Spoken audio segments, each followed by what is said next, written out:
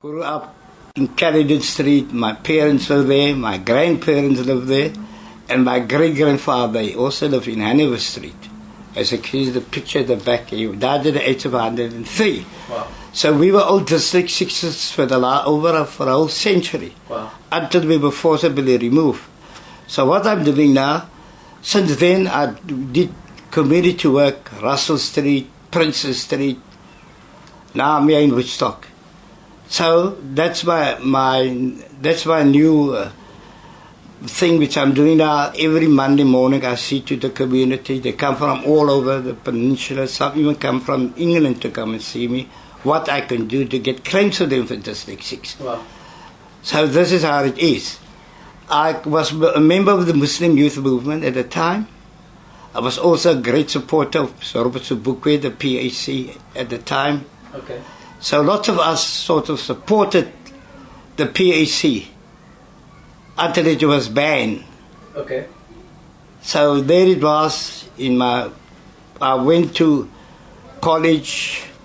At the later time I went to UCT to do courses in social and community work, which I use now that for my own benefit and benefit of the community. So I've got no regrets. Okay. Mr. Levy, how old are you today? Oh, I'm 83, born 1935. I'm 83. Okay, so you've got a lot of experience there. Well, right, my wife told me that I'm married to a community of property, but it seems now I've become the property of the community. Yeah? That's good. Right. Okay, so Mr. Levy, what a lot of people don't know about you, on your long list of things you've achieved on your CV, is that you're actually involved with the establishment of the Tabligh Jamaat in Cape Town. I was with the first group, yes. Okay. Now let me tell you, my father came here in 1966. Okay. Then he took Abdurrahman Sali with him Okay. for 40 days. And when Abdurrahman Sali came back, he asked me to join up. But before that, Musa Vasta, Allah Rahum Bita Qasim, Ahmad Qasim's father, Bita Qasim, Okoboy, there was about 5 of them who started the Tablighi movement here. Okay. But at the time when they established the Tablighi movement, there was a lot of controversies in Cape Town. The Baha'i question, the Qadiani question, and the Ahmadi question. So when we went out, slowly started, the 5, 6 of us, people were very skeptical because they were scared that we were part of that movement, which we were not. Yeah. So you have to convince the people, no, we are not Qadianis or Baha'is. Yeah. But it was a very tough thing. Okay. Because some mosques didn't allow us even to come and sleep over, except for Muir Street. Okay. That became our first markas. Okay. And what has happened is that slowly we work our way through up till today. This was 52 years ago. Okay. And so you've talked about the public perception of the Jamaat at Yes. the time. What are some of the measures to get? Well, the public? getting people into Jamaat, we were told to be non-political. And Abdurrahman and myself, we were very political. Okay. Because of our background of the Muslim Youth Movement. So we had to be very careful that what we say and how we say it. But in the meantime, suddenly, we were telling people about the apartheid policies, and some of them become very acceptable to this. Okay. Otherwise, I gave a speech in, what's the place up in Dundee it was, yes. And I said about this, that, and I believe the security police came to look for me there. I was told that what I spoke about there. Okay. Because it can't be complacent in a situation where the people were suffering. Yeah. Up till today too. Okay. And have you met the late Haji Padia? Yes, what a gentleman. Okay. Very spiritual, very polite and very humble. Okay. I've never come across a man in my whole life that was so simple. He sort of, if you look at his face, you can see he had a very clean face. I suppose that was his heart too. Okay. And he made me the Amir for the Western Cape at the time. Okay. That time he made me Amir of that time for the Western Cape. And some were given posts like in Claremont and outside to do together. We started to do kitab reading. Okay. In every mosque. and we used to go on Gush. But let me tell you about the Gush. That was very interesting. That we used to go to the gangsters, and I used to hit them with tasbihs. When they gamble, I used to throw it into the gambling pool. And believe it or not, their children became alims, hafiz, and things, and very deen conscious. Okay. So that's what I love about the Jamaat. You can go to the gangsters, you can go to the drug houses, without attacking them. We invite, not fight. Yeah. When you invite and fight, some of them became very spiritual. I met one yesterday in the mosque. Okay. He was a number 2 DK. And he came one day, tell me the story, that there was a fight between the DKs and the Salak 17s for weeks. Okay. So, that day I can remember 20 vans, police vans, standing all over the show in the British Bioscope in Air Street and Kennedy Street. So I called the Jamaat brothers, 70 of them. Okay. So we split up. So I went to in Air Street, there was the Starlock 70s. And the one was standing with the panga, and I hit him right over the head. I said, Shaitan, get out of this man. And the man changed.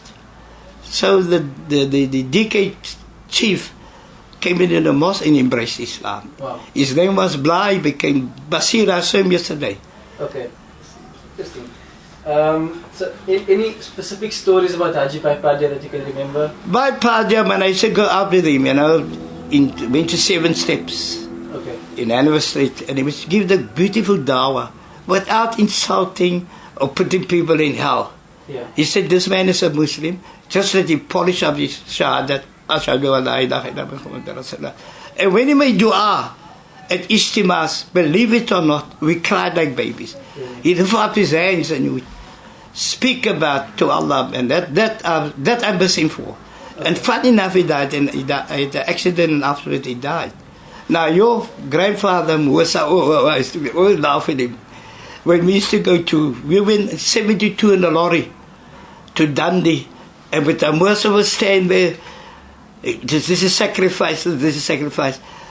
With the Musa, Vasta, at the Kumbi, yeah. And he went with the Jamaat to Durban Ijtima, and then the Kumbi's door fell off. It fell off. So I made a joke. I said he used chewing gum. And when he landed he's a man that sacrificed a lot to the Jamaat. He sacrificed a lot to the Jamaat. And when he died, I cried. Because this man led me what I am here today. Yeah. So you mentioned that obviously the heyday of the Jamaat, the first Jamaat was in the heart of apartheid. Heart of apartheid, yes. How did you get to subtly introduce the congregants to? With the Jamaat brothers, we speak about the removal of the 666. Okay. I say we must stand fast. Make dua. Don't make, there's more ah than do. So you do the dua. And we were very successful. I mean, some of the Jamaat brothers joined up with the Pagat, and some of them got killed. Yeah. That's factual. And what I love about the Jamaat, it was sort of break the barriers of everything where we go to. Yeah. We went to all the townships. And out of that, when we are there, the people there, some joined up with the Jamaat. They gave up the gangsters' life, they gave up the drug activities, they gave up the gambling activities. So there was a moral and an ethical support to them. Okay. Are there any notable products of the Jamaat in Cape Town that you can think of? Notable people who came through the system and are prominent today, perhaps? Prominent, there was sort of no name, no fame, and no monetary gain. Okay. Those that came out, like the... some of them has died, most of them has died. Okay. The youngsters, I don't know much about them. Okay. But the others who became very prominent. Okay. I mean, like your grandfather, for instance. Yeah. Like Numan Buli. Okay. Numan Buli. He was very political, and he came out there. There was Mendo, Abubakar Mendo. Okay. Yeah, Adams. They all came out. What the Jamaat established was that make salah 5 times a day. Recite, go out and meet the people. Our Ishtimas was well attended. I went to an Ishtima last year, by heavens. I was so surprised the amount of youngsters are there. You know? So people looking for something, not a religious thing, a spiritual thing. And our people are looking for leadership. Leadership, that's what we need, leadership. Okay. Yeah. Can you tell us about the first Ijtima in Cape Town? Who organized it? The first Ijtima was at 1969. They broke it up in Muslim views into the 70s. We organized it from my house. Okay. And all the food was made there at Muir Street. Okay. You can look, I don't have pictures about it, but if you go to the Muslim views, 1969 to 70s, from the 31st, there's a picture about that. There was about, it was Jumu'ah time, the streets were blocked off. Okay. So we had the impact Okay. of the work of dawah on our people. There's sometimes I meet people say, always tell me I'm the first Tablighi. I says, no, I'm not the first, I'm the second Tablighi.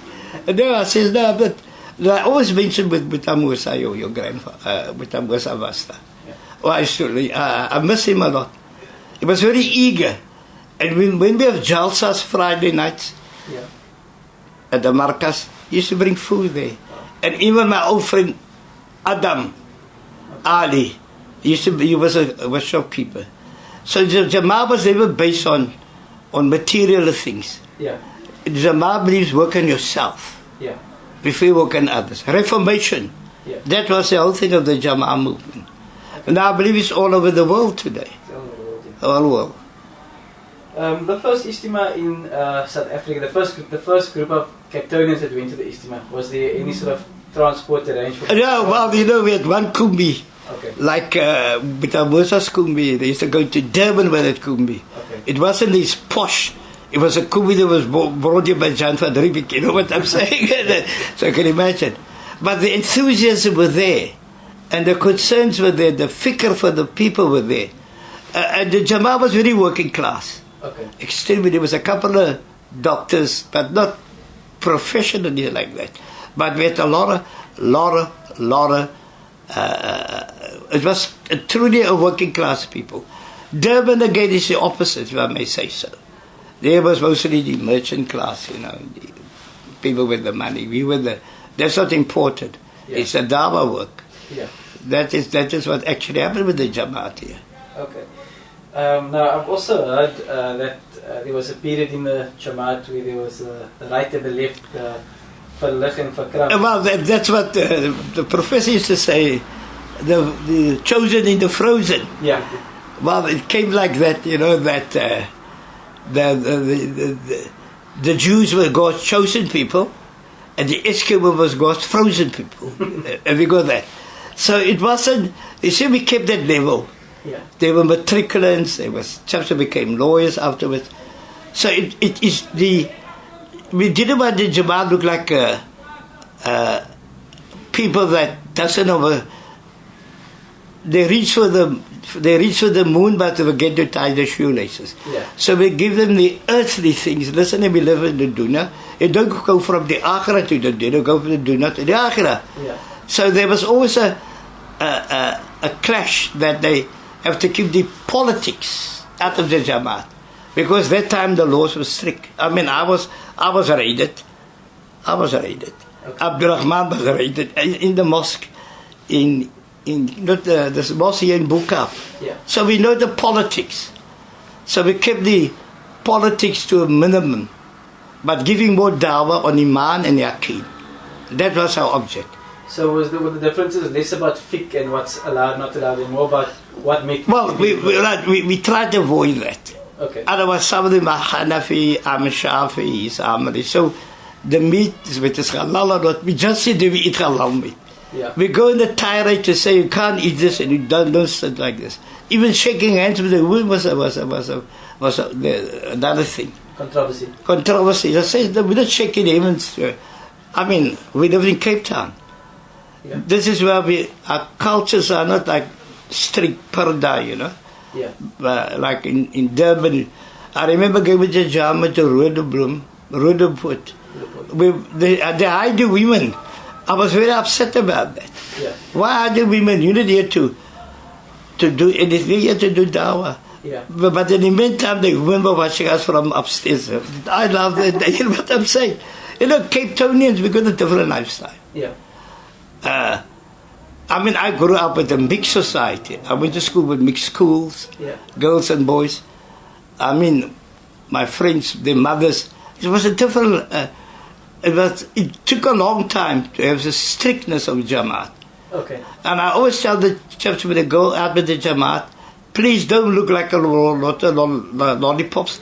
Walk slowly and don't make a dhikr and make a fikr and go out and meet the people. Yeah. Don't tell people that you're going to burn in hell. The Jamaat doesn't bring you to hell. The Jamaat try to get into Jannah. Yeah. And that was it, all that went on me in Cape Town. Okay. What was the Jamaat's relationship with some of the imams around him, like Imam Abu Bakr from New Street Masjid? Oh, Najah, no, you know, I'll tell you what happened. When the Jamaat moved the Markas to one of the township's mosques, Najah was upset. Okay. And he told me, what happened to Jamaat? It seems that it became the Maghrib or Isha or Fajr. Yeah. The mosque is full. Yeah. No, he had, no. He told me, no. He loved the Jamaat. Even Sheikh, the President, Nazim, and even the Khabirs too. They never accept some of the other one mosque where they attack the Jamaat. And we had this book called Teachings of Islam. Yeah. So instead of encouraging us, they sort of vilify us, you know, cut them down. Who are they? Yeah. You can't read Bachani, you can't recite properly. But I always tell them, all right, if we're wrong, come out and tell me we are wrong. Yeah. That is always I wanted. Yeah. You know, it's cursing the dark, but not bringing light to us. Okay. That we all met. As I said to you earlier, that the whole thing here was that they think we were going to make the Ahmadis about it. I said, no, we're not like that. As I said, it was very tough in the beginning. Yeah. But we succeed. Okay. Ijtimas are every year, and there are thousands of youngsters. Encourages youngsters on deen. Make them deen conscious. Not dinas. Make them deen conscious. Yeah. So they can know. And some of them are doing well, I must admit. Okay. So Sheikh Abu Bakr Najjar, for example, and Sheikh Nazim from the MJC, Nazim Mohammed, they might not have been part of the Jamaat, but they were well wishes on that. Well, I remember Sheikh Khabir used to come to the Ijtimas. Okay. And Sheikh Nazim. And they nice talks with us, you know. And they were very proud of what we were doing. Okay. Very proud. Especially now, as the situation is in the country. We need more dawah work. Yeah. Yeah? Dawah or dragwa. You know, say dawah or dragwa. See what's happening now in South Africa. Yeah. You know what I couldn't understand when we started 50 years ago? Was our ustaz. Yeah. And instead of sitting with us, listen lads, you are wrong here, but we'll help you. Okay. Don't stand on the mihrabs. What is Sheikh even say? I said the Tablighis allow Ijtimas with Easter. But that's a holiday. Why make a fuss of nothing? Yeah. This is exactly what happened in Cape Town. Okay. But now they're getting used to it. Now people ask me, where's the Tablighis? Yeah. Said you chase them away from your doors. And when we work in Bukap in the beginning, then the people said, don't come to us. I said, I warned them. You see what's going to happen in this area. I warned them 50 years ago. I even said on the tape. Nobody listens. No name, no fame, and no monetary gain. Yeah. One of the hallmarks of the Jamaat, I suppose, has been this idea that there's no naming of the person who's going to speak at the Jalsa every Friday evening. But what are some of the famous names? Oh, well, there was Butakasim was one. Abdurrahman Saleh was one. Buta Musa spoke very softly. I spoke a couple of times. But you see, with the whole thing with the Jamaat is they have mashura, like a meeting. You're the Amir, you're going to make the food, you're going to clean the toilets, you're going to do this and that, and you're going to speak on 6 points. Nothing heavy. Yeah. Nothing heavy. So they get in the group. So to some of them are good speakers. Yeah. Like Fuad Adams who died. Or Muhsin Clark. You know, if I listen to him speaking like that, he didn't have a degree. Yeah. It's just ordinary people saying things about Islam, and they come off very well. Okay. And lastly, Mr. Levy, do you feel that the Jamaat is still relevant today in 2018? Even so more. Okay. Because of the political situation, the crisis we are facing, the townships. Now, we went out to get gangsters we went out gangsters to go on deen. Why can't it be done? The same Allah of 50 years ago is the same Allah of today. The same deen. I'm going to give a talk in the Markaz. I'm going to tell them, when we started, we had nothing. Yeah. Now it's, we have to save our own money to go for 4 months or go Hajj. Now it is, they have credit cards I love. We used to eat pap in the mornings. Yeah. The sacrifice was, it was a heavy sacrifice. And we laid our foundation here. And people also remind of the old Jamaat, like your grandfather, Bita Musa, Rahman Sari, Bita Qasim, Hamad Okoboy, Bushruk, myself, that we didn't come there to blow our own trumpets. And if we did blow our own trumpets, we played our own lovely tunes. Yeah. And I'm going to the Markaz one night. And I'm going to tell them that. Please, brothers. We at the beginning, we started with nothing. Now you got something, put it in the work. You know, when you go out, you see children at the houses, father, living with a non-Muslim woman, or Muslim woman living with a non. This is what we saw. Abdurrahman Salih's idea was to change the whole thing socially and economically. Okay. But then, of course, no more. Yeah. There's no more. Thanks so much for the interview. Okay. But this was my philosophy in the Jamaat. You must visualize, you must organize, you must supervise, you must sacrifice, and you must not criticize. That's all. All right? You can take the people out of District 6, but you can't take the spirit of District 6 out of the people. You can see over here? Yeah. Right. Anything interesting that you want to really get out of the... Well, as you can see, when District was declared white in 1966. You can see here all the pictures here. This is Russell Street. This is a famous 7 steps. 7 steps, famous 7 steps. This is where I lived. District 6? Yeah. Which street was it? Russell. Russell Street. Russell Street. This came from London, this came from New York. You have it. Tally Peterson, the world. Apartheid, wasteland, north south. This is Kramer, David Kramer, and this Tally Peterson over here. As you can see over here. This is where I did my work from, as you can see here. Right? Okay. Right, this is to come over here. I'm going to show you this here. This is here, the District 6. Yes, you can obviously over here. Yeah? After the revolution. Yeah, the District 6. Okay. There it is. Right? That's District 6 over there. Princess Street, Home Estate. That's Home Estate, yes. Let me show you more. Yeah, here's the famous 7 steps again. Yeah. There's Russell Street.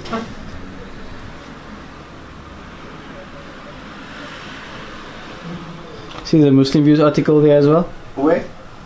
On the top here by 7 steps. Yeah, that's me. That's Radgers Street.